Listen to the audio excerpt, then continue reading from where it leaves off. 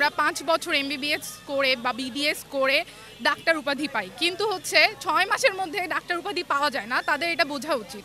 আমাদের দাবি একটাই যে 5 বছরের মধ্যে পড়াশোনা করেন, দেন ডাক্তারি উপাধি চান, ঠিক আছে, কিন্তু 6 মাসের মধ্যে ডাক্তার উপাধি চাইতে আসিয়েন না।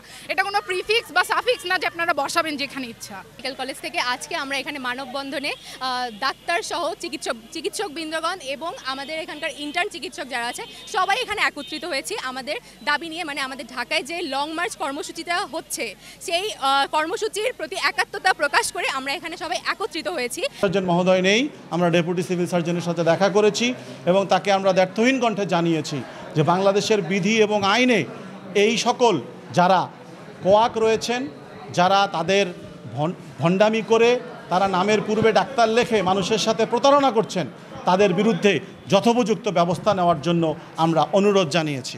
এনে দৃষ্টান্তমূলক শাস্তি যেন ব্যবস্থা করা হয়, এই জন্য তাকে আমরা অনুরোধ করেছি।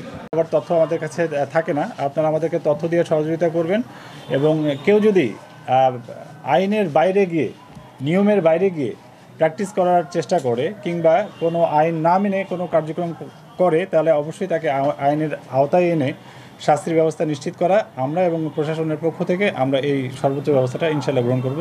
এক্ষেত্রে আমরা আপনাদের সহযোগিতা কামনা করছি।